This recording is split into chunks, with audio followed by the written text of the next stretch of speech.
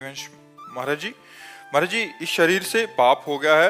पति से द्वेष भावना के कारण मैंने पर पुरुष से संबंध बना लिए थे। अब मुझे बहुत जलन हो रही है। मैं पाप कर दिया महाराज जी, इस पाप का स्वीकार करती हूँ, बट अब यही तो आज के वातावरण में यही सब बातें फैल रही हैं। इसीलिए तो कहते हैं कहीं ना कहीं आप अध्यात्म से जुड़ी हैं, तभी आपके हृदय में जलन हो रही। नहीं, किसको जलन होती है? किसको जलन होती है? तो मनोरंजन माना जा रहा है आज के समाज में। पर अगर हो सके तो लौटो, अपने पति की तरफ भगवत भाव लाओ। चाहे जैसा पति हो, अंध बधिर क्रोधी अति दीना, ऐसे पति कर किए अपमाना, नारी पाव जमपुर दुख नाना, जो शास्त्र कहता है।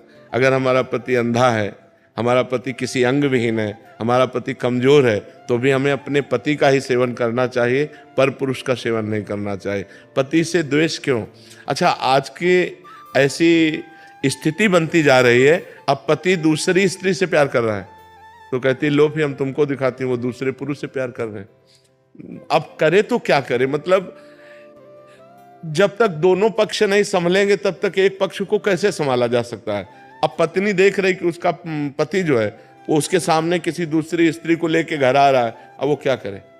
समस्या, मतलब ऐसी समस्याएं पड़ जाती हैं कि कुछ अच्छी बच्चियां चलना चाहती हैं अच्छे से, लेकिन ऐसी परिस्थिति होती है, जैसे उसने कहा कि हम अपने पति के द्वेषवश, तो किन्हीं कारणों से द्वेष हुआ ना, तो उसको भी लगता है अच्छा तुम ऐसा कर रहे हो तो फिर हम ऐसा करके दिखाते हैं। लेकिन हमें लगता है हमें अपने चरित्र को पावन रखना चाहिए, चरित्र को दूषित नहीं करना चाहिए। अब भगवान की शरण में हो, नाम जप करो, नाम कीर्तन करो, आगे से ऐसी गलती मत करना। अगर पति के ऐसे आचरण हैं जिनके द्वारा आपको दुख पहुंचता है तो भले आप उस दुख को सह ले, लेकिन आप गंदा आचरण ना करें।